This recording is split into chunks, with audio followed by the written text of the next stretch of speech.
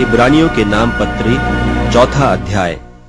इसलिए जबकि उसके विश्राम में प्रवेश करने की प्रतिज्ञा अब तक है, तो हमें डरना चाहिए, ऐसा न हो कि तुम में से कोई जन उससे रहित जान पड़े।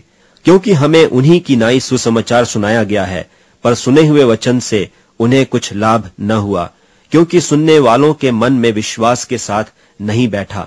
और हम जिन्होंने विश्वास किया है उस विश्राम में प्रवेश करते हैं, जैसा उसने कहा कि मैंने अपने क्रोध में शपथ खाई कि वे मेरे विश्राम में प्रवेश करने न पाएंगे, यद्यपि जगत की उत्पत्ति के समय से उसके काम हो चुके थे। क्योंकि 7वें दिन के विषय में उसने कहीं यूं कहा है कि परमेश्वर ने 7वें दिन अपने सब कामों को निपटा करके विश्राम किया, और इस जगह फिर कहता है कि वे मेरे विश्राम में प्रवेश न करने पाएंगे।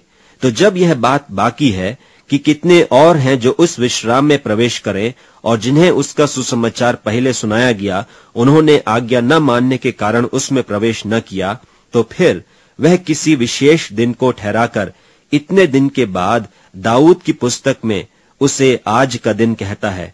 जैसे पहले कहा गया कि यदि आज तुम उसका शब्द सुनो तो अपने मनों को कठोर न करो। और यदि यहोशू उन्हें विश्राम में प्रवेश कर लेता तो उसके बाद दूसरे दिन की चर्चा न होती।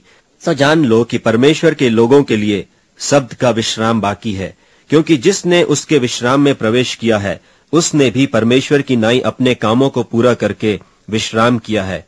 सो हम उस विश्राम में प्रवेश करने का प्रयत्न करें, ऐसा न हो कि कोई जन उनकी नाई आज्ञा न मानकर गिर पड़े।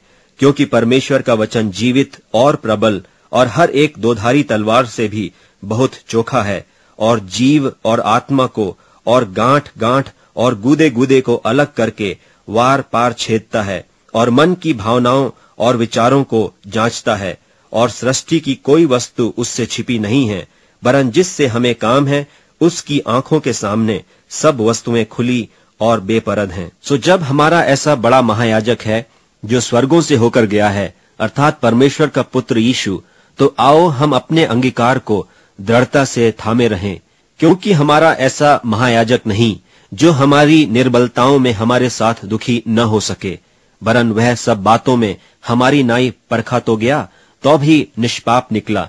इसलिए आओ हम अनुग्रह के सिंहासन के निकट हियाव बांध कर चलें, कि हम पर दया हो और वह अनुग्रह पाएं जो आवश्यकता के समय हमारी सहायता करे।